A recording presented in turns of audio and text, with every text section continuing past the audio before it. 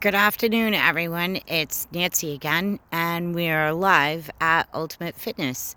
And as you can see, I am outside, and in the back of me is that dreaded pile of snow. So, today we are going to talk about some of the dangers from shoveling snow and how we can avoid some of those dangers if we listen to what our brain is telling us and if we somehow develop a safer way to shovel snow so it doesn't cause any unnecessary heart attacks, seeing that this is still Heart Health Awareness Month.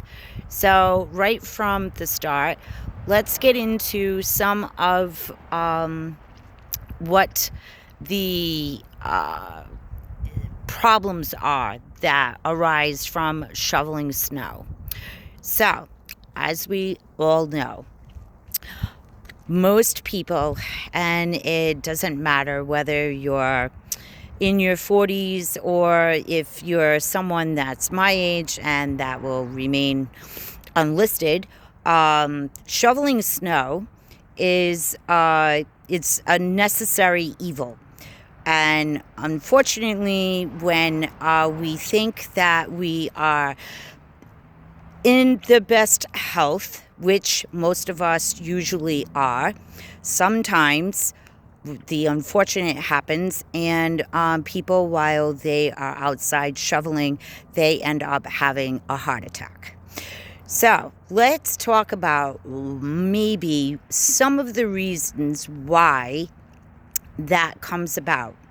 So what happens when the weather forecasters, days ahead of the storm, and we, get up and we get into the kitchen and we pour ourselves a cup of coffee or a cup of tea and we put on the news, and right away, so the weather forecasters are all of a sudden they're warning us of an impending snowstorm and how bad it's going to be, and we should start to get prepared now, and all of you know. So they hype up a potential snowstorm, and most times the hype is not what it ends up to be.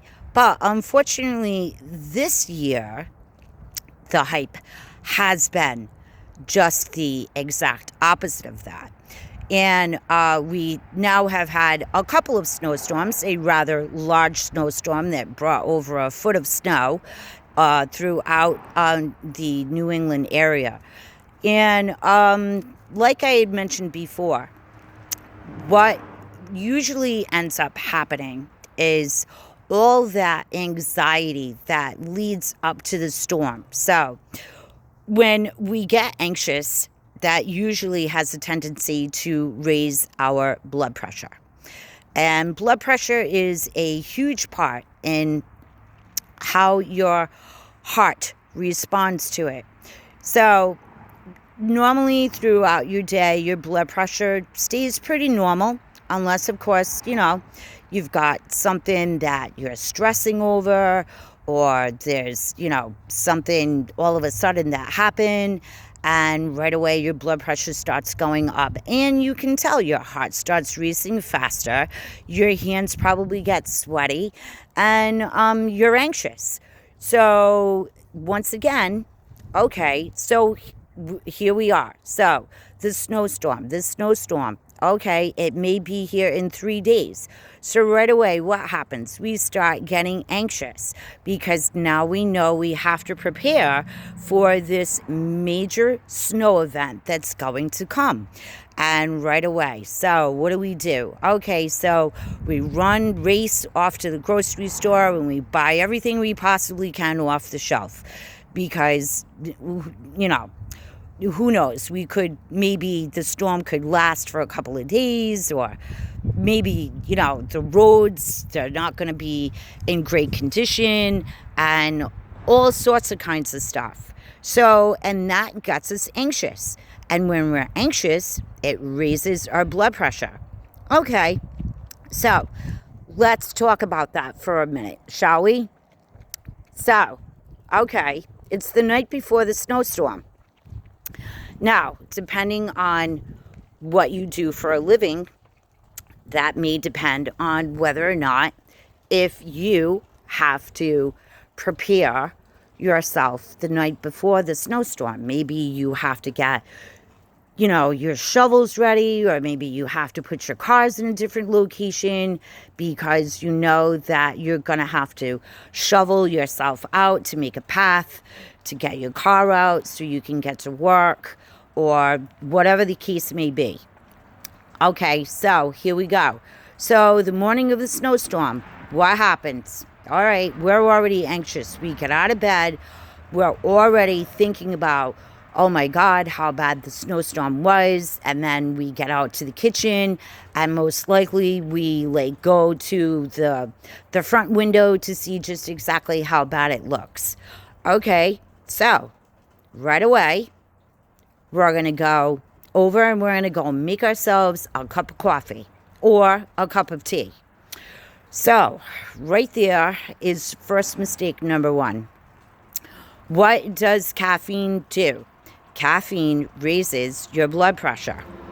And after you have that first cup of coffee or that second cup of coffee, okay, so now your heart is probably starting to race a little bit more than it was prior to you having your first cup of coffee. Now we're going to get ready to go outside, and you're going to put your coat and your hat and your boots on, and you're going to open that door, and what's going to happen? You're going to look and you're going to say to yourself, oh my God, look at all this snow I have to shovel. So that once again raises your blood pressure. You're anxious. You're upset because now you know that maybe you've got to get somewhere. Maybe you have to get to work, and it's and you're going to have to rush to shovel all that snow to get out of your driveway so you can get to work on time. So here's what I suggest. Here's what I do. So when I know that there's going to be an impending snowstorm, I usually end up putting my vehicle behind my husband's vehicle. And right away, usually when I get up in the morning, I already know that, yes, it was going to be a bad snowstorm. And most likely, I'm not reaching for a cup of tea. I'm usually going in the refrigerator to get myself, guess what? A bottle of water. Yes, a bottle of water, not a cup of tea. So if you look at it in terms of hydration, so what happens when we have a cup of coffee or a cup of tea? So those two beverages make us extremely dehydrated. And when we are dehydrated and we're going to go outside and we're going to start doing a strenuous activity. So if any of you have noticed, when you're outside and you start shoveling the snow and you're trying to do it as fast as you possibly can because you need to get somewhere. So while we're in the midst of shoveling all that snow, what usually happens? We start sweating. You get sweaty when you're outside shoveling. So what is that? That is a message from your brain telling you you need to take a break. That is the key to making sure that when we're outside shoveling and we don't overexert ourselves, the key is to take a break. Your brain is telling you you're overheated. You need to put the shovel down, go inside, and go have another bottle of water. The more hydrated you stay while you're shoveling, the less likely you are to get overexerted. We don't want to be overexerted. You don't want to put any undue pressure on any of our, you know, the the just the overall like valves that go to your heart that are pumping all of that blood that keep your heart pumping like it should. So, once again, like I said, when we're outside, we're shoveling, you start to sweat. You need to take a break. You need to go in the house and you need to relax for maybe about 10 minutes or so. And then once your heart rate starts to come back down, and it actually you can feel, you can tell, and you start to relax and everything starts to slow, your heart rate starts to slow, and you're probably not as sweaty anymore. So then maybe you can go back outside and you can resume shoveling again. The key to not having any issues, and I mean any heart issues or any kind of I did something to my back or I messed up my shoulder, shoveling, is to take a break. Listen to your body. Your body is the key to telling you you need to stop and take a break. So, once again, I believe that there is an impending snowstorm coming. I don't think it's going to be anything off the charts. But please take my advice and remember, take a break. It will save you and your body. Thanks for listening to this channel, and I hope you subscribe and have a great day.